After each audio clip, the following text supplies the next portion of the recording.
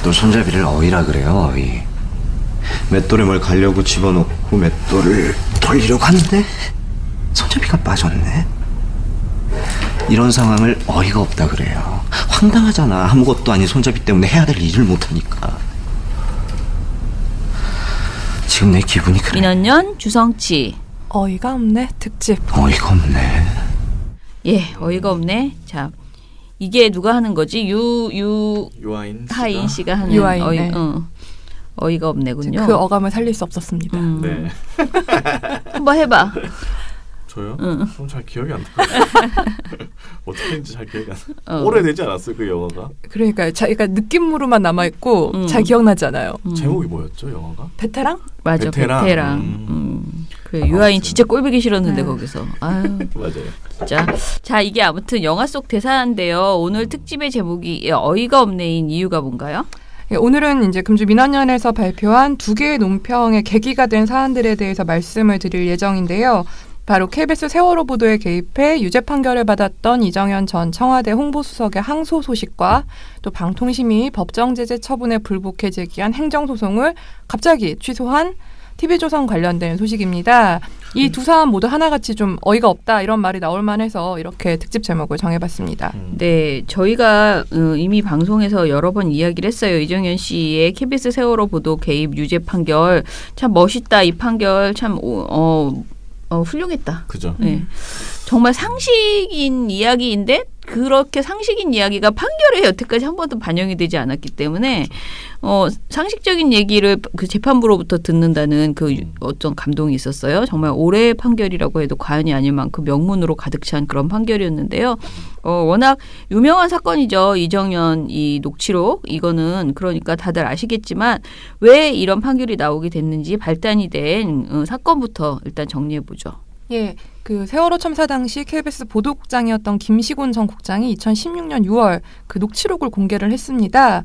이 녹취록이 공개되면서 이정현 씨가 세월호 보도에 개입했던 사실이 알려졌는데요. 세월호 참사 직후인 4월 21일과 30일에 당시 청와대 홍보수석이었던 이정현 씨는 김시곤 국장에게 전화를 걸어서 KBS의 해경 비판 보도에 대해 이런 얘기들을 했습니다. 이정일 PD가 이 부분은 좀 읽어주실까요? 주요 발언을 제가 엑기스로 뽑아봤습니다. 네. 아마 이거 제가 읽어도 편집으로 해서 아니야 본인의 발언으로 읽어줘.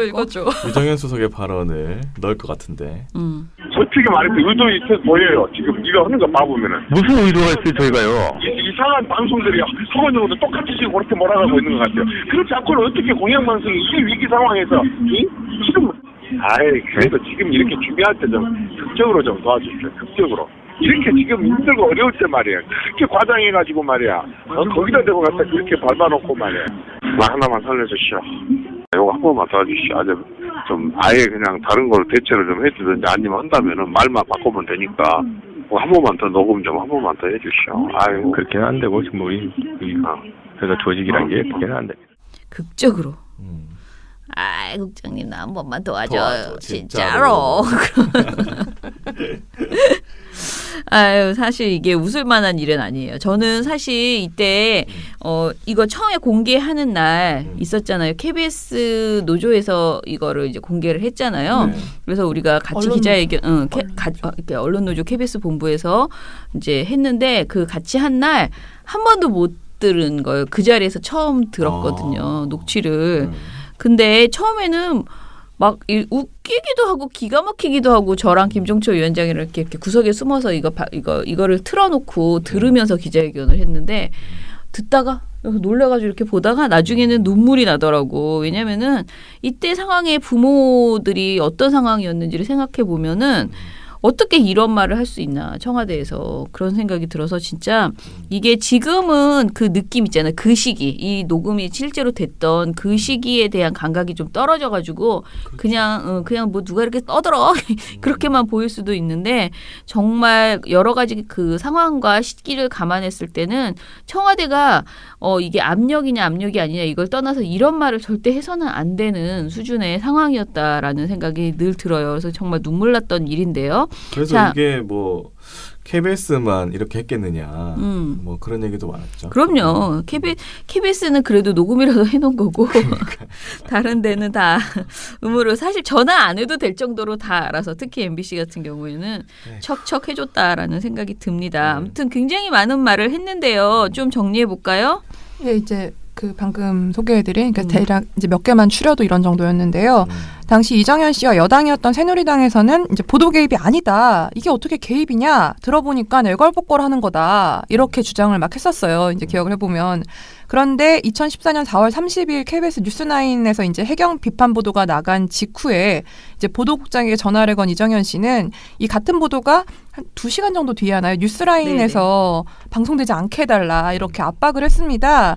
아예 대놓고 이제 아예 그냥 다른 걸로 대체로 좀 해주던지 아니면 뉴스9 보도에서는 말만 바꾸면 되니까 한 번만 더 녹음을 해달라, 한 번만 도와달라 이렇게 재차 요구를 했습니다. 그리고 실제로 뉴스9에서 해경 비판 보도 일부가 빠졌습니다. 참 이거 뭐 보도에 그냥 확실하게 개입했다 이거잖아요. 그러니까 개입을 안 했어도 이만큼 부탁했으면 이거는 불법이죠, 사실은. 자, 그 녹취록 공개 직후에 언론노조랑 시민사회단체에서 이제 이정현 씨를 고소를 했습니다. 그리고 검찰은 무려 19개월 후인 2017년 10월에 소환 조사를 시작했어요. 그리고 시민 9명으로 구성된 검찰시민위원회가 이정현 씨가 방송 편성의 자유와 독립에 대해 규정하고 있는 방송법 제4조를 위반했다. 판단하면서 기소가 결정되었습니다. 네, 그 당시 검찰에서는 방송 자유의 보장을 위해 국가 권력의 간섭은 엄격히 제한돼야 한다. 청와대 홍보수석의 업무 범위를 고려하더라도 단순 항의나 의견 제시를 넘은 직접적 간섭으로 판단이 된다. 이렇게 말을 했습니다. 그리고 이제 1년 2개월이 또 지났어요. 그런 그 12월 14일에 1심 재판부에서는 이정현 씨에게 방송 편성에 개입한 혐의로 징역 1년, 집행유예 2년을 선고를 했습니다. 이제 보도 개입을 금지하고 있는 법이 만들어진 지 31년 만에 나온 첫 처벌 사례였습니다. 예, 저희가 되게 멋있는 재판부라고 얘기했었는데요. 자, 유죄 판결을 내리면서 밝힌 이유, 진짜 멋진 이야기를 다시 들어봅시다. 네, 그 1심 재판부는 당시 이정현 씨의 말투 등을 감안을 할 때 보도국장의 의사결정에 영향을 미치려 한 것이고 또 이정현 씨의 요구가 대통령의 의사에 따른 것이라고 생각할 수밖에 없다 이렇게 밝히면서 이번 판결의 의미를 이렇게 짚었습니다. 관행이란 이름으로 경각심 없이 행사된 정치 권력으로부터의 언론 간섭이 더는 허용돼선 안 된다는 선언 이렇게 정리를 했는데요. 그동안 방송에 개입해서는 안 된다 이런 방송법 조항을 아무도 위반하지 않았기 때문에 이런 처벌이 없었던 게 아니라 이제 언제든 정부를 포함한 국가 권력이 좀 손쉽게 개입을 하고 영향을 미쳤는데도 처벌받지 않았던 경우가 더 많다는 그런 지적이었습니다. 그렇기 때문에 그 세월호 침몰을 끝내 이제 참사로 귀결시킨 박근혜 청와대의 무능을 덮기 위해서 이렇게 공영방송을 겁박한 책임은 더 이상 피할 수가 없고 그리고 앞으로 어떤 정치 권력과도 관행이란 이름으로 이제 그 어떤 정치 권력도 관행이란 이름으로 공영방송에 개입해서는 안 된다는 일종의 경고와 같은 판결이다. 이렇게 좀 해석을 할 수 있는데요. 정말 저희는 이 1심 재판부의 판결 모든 문장에 정말 동의를 합니다. 멋집니다. 네, 그렇죠. 그런데 아무튼 항소를 했대요. 어처구니가 없습니다. 이정현 의원이? 네, 항소를 했대요. 네, 그 1심 재판부 판결이 나온 다음 4월 정도 지난 다음 지난 17일 항소장을 제출을 했습니다. 언론 보도를 보면 이정현 씨 측은 항소의 이유로 언론 통제나 압박의 의도가 없었는데도 법원이 유죄로 인정한 건 부당하고 또 양형도 지나치게 무겁다 이런 취지의 발언을 했다고 하는데요. 이 취지가 어떻게 들리세요? 의원직 취소까지는 가지 마세요. 이거 같은데요. 그렇죠. 사실 이제 금구형 이상이면 의원직을 상실하니까 끝까지 해보겠다 이렇게 익히는 게 사실입니다. 근데 뭐 사실 뭐 이런 경우에 2심, 3심까지 다투는 게 이제 보통이긴 하고 그래서 이제 어떤 입장을 내는 게 좋을까 우리가 이런 고민을 좀 하다가 그래 항소나 뭐 항고를 하는 건 뭐 어쨌거나 걸리니까 네, 끝까지 한번 다퉈보시라. 그리고 사법부의 유죄 확정 판결로 이정현 씨랑 박근혜 청와대에서 저지른 이런 끔찍한 범죄가 좀 더 명확해질 필요가 있다. 그래서 사법부가 이제 옳은 판결로 더 이상 정치 권력이 함부로 공영방송에 개입할 수 없도록 좀 확실한 계기를 마련해주길 당부한다. 이런 입장으로 저희가 정리를 하게 됐습니다.